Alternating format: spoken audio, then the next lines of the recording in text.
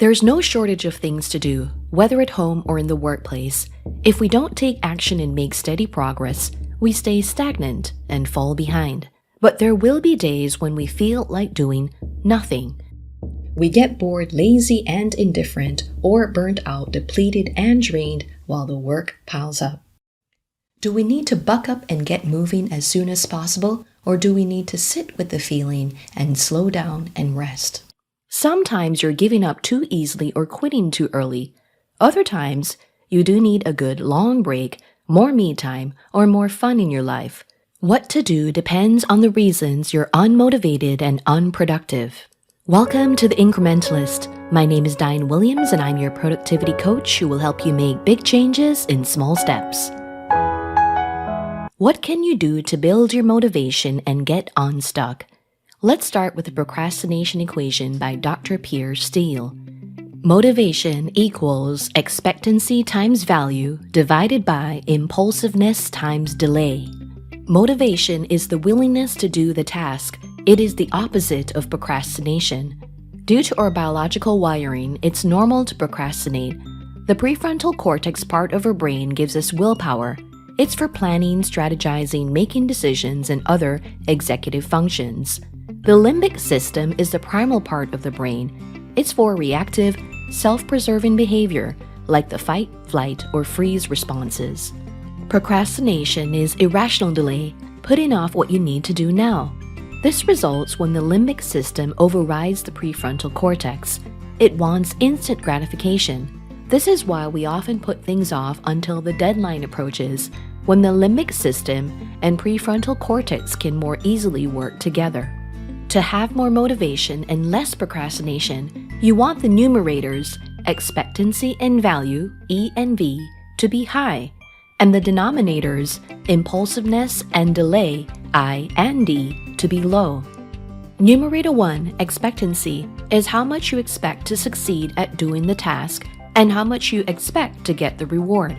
Your motivation is higher when you have self-confidence, self-efficacy, and trust that you can finish the project with desired results. Numerator 2, value, is how much you enjoy doing a task and how much you expect to enjoy the reward. The more value you get from the task and the more satisfaction you get from the reward, the sooner you will act. Expectancy and value are the results of your action. You have more motivation when the reward is high and is likely to be received. Denominator 1, impulsiveness, is your tendency to get distracted by other things that bring more immediate gratification. This is the number one reason for procrastination. Denominator 2, delay, is a time lapse between taking action and receiving the expected reward. You have less motivation when the due date or target completion date is far away or when it will take long to finish the project.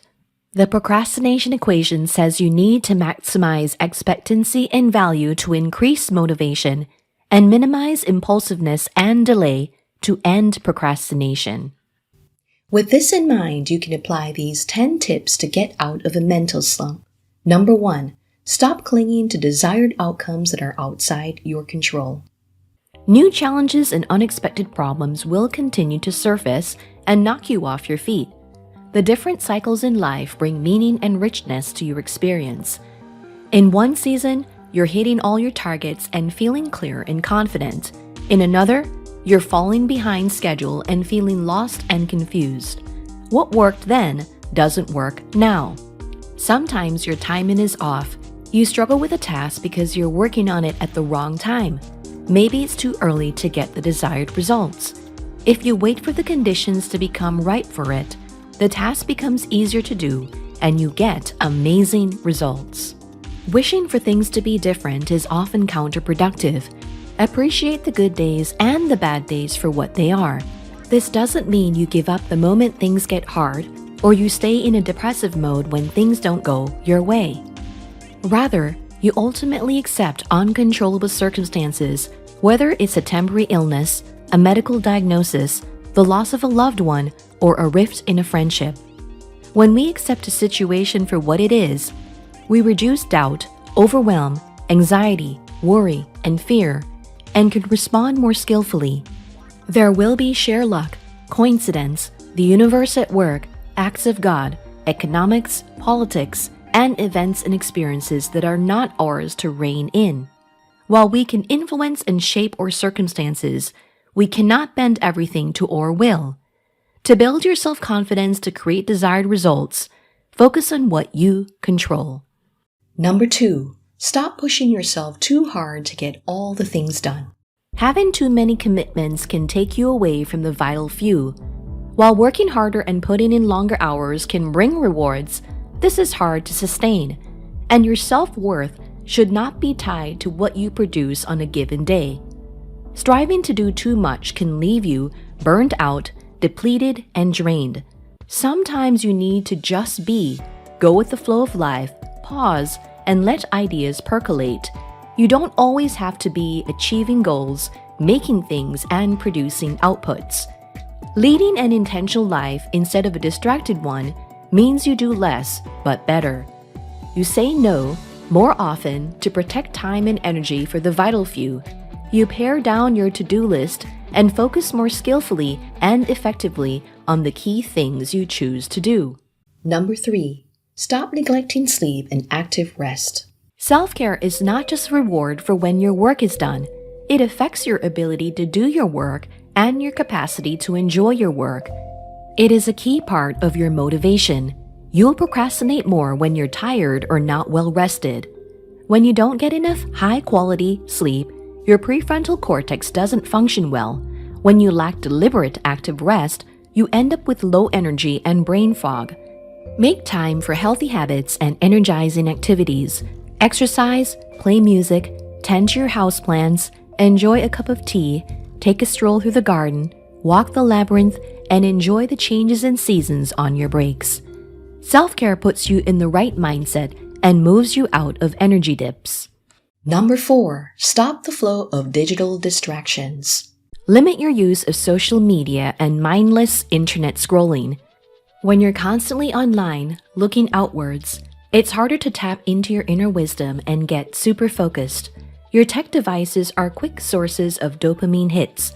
The instant gratification trains your brain to quickly shift from one content piece to another. This weakens your focus muscle and distracts you from things you really need to do. Distraction is the opposite of traction.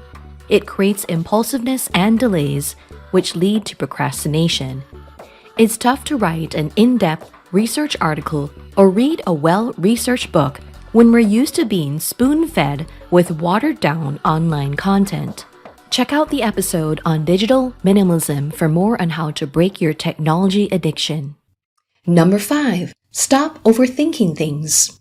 While thinking or reflecting is good, ruminating too much or too long is not. Overanalyzing situations, obsessing over every option, worrying about missed opportunities, and brainstorming ideas without execution keep us stuck. There's nothing wrong with getting the critical details right, but over-tweaking and perfecting trivial things create diminishing returns. Beyond a certain point, changing words in your report doesn't improve the content, but just makes it different in minute ways that are only noticeable to you.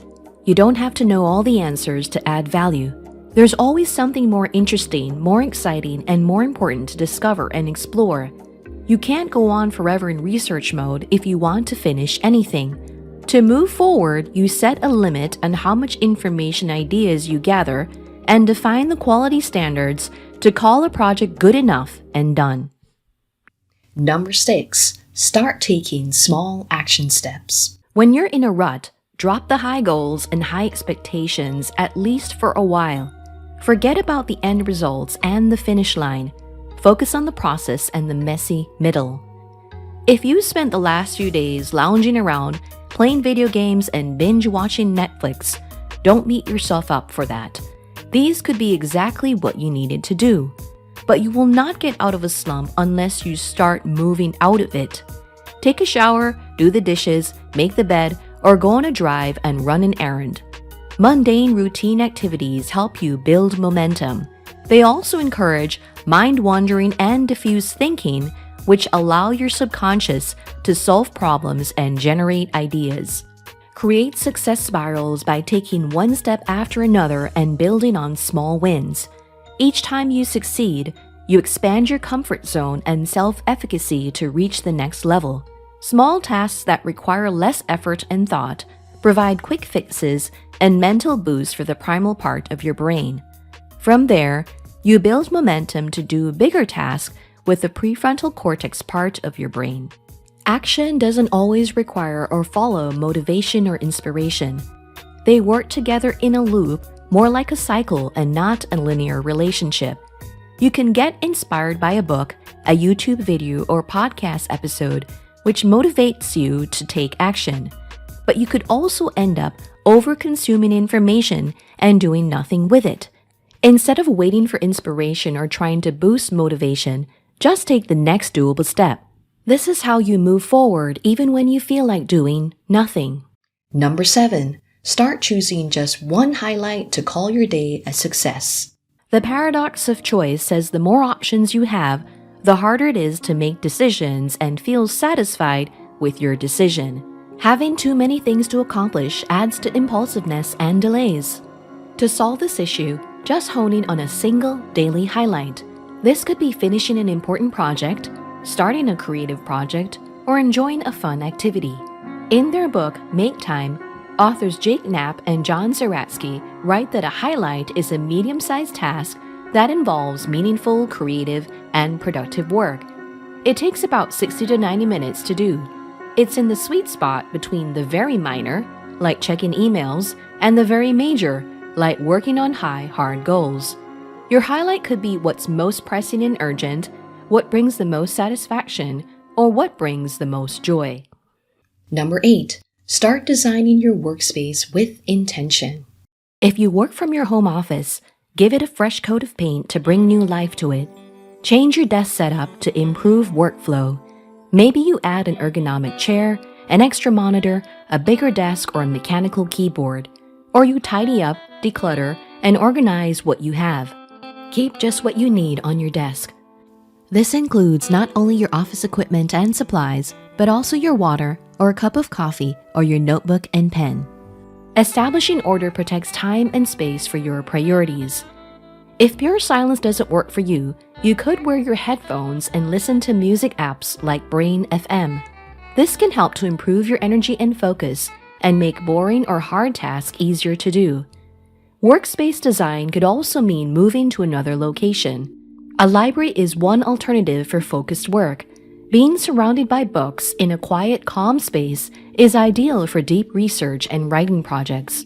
Or switch to a coffee shop or co-working space where you have people and background sounds to boost your mood, creativity, and concentration. Experiment to learn which environment works best for a given task, time of day, and your personal circumstances. Number 9. Start something new to renew your energy and rewire your brain. You might outgrow an area of interest or hate things about it. If you've mastered a favorite piano piece, you can learn to play a new song or learn to play another instrument. If you've had too much alone time, reach out to friends or join a club for social interaction. Creative hobbies and human connections fuel your energy, pique your curiosity, and boost your overall motivation. In turn, you can make necessary pivots and changes and rise and thrive in any situation. Number 10. Start planning, tracking, and reviewing your day and week. Planning helps you to define clear goals to meet, which boosts motivation and reduces procrastination. This might seem contradictory to tip number 6, which is to focus on the process, take doable action steps, and forget about the end results. But clear goals are your to-dos or priorities for the day. They are not your high, hard goals or life mission. That said, when you plan, it's good to consider what motivates you and why. Do you seek to maximize your potential, build relationships, make a difference, learn a new skill, solve a challenging problem? When you hate doing certain tasks, connecting them to your higher goals, mission, values, and desired outcomes can help you to start and finish them. In your planning, avoid rigid schedules to force yourself to do things. Plan to do tasks when you will really feel like doing them. Work with your natural levels of focus, energy, and motivation, which ebb and flow throughout the day.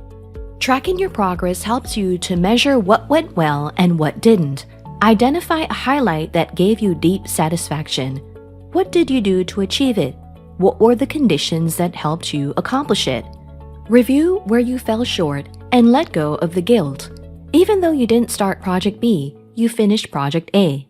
By reviewing your day, you recognize the small wins and set plans to catch up.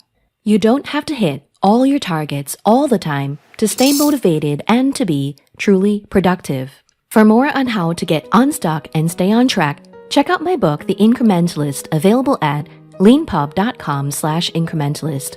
To dive deeper on the incrementalist approach to leading a productive life, you may contact me for coaching or a speaking event. If you have feedback or topic ideas, drop them in the comments section of the YouTube channel or send me an email at diane@dianewilliams.com. If you found value in this episode, hit the like and share buttons. This will help the show grow and reach you and others. And if you want to keep learning how to make big changes in small steps, be sure to subscribe. Thank you for being with me, and join me again on The Incrementalist.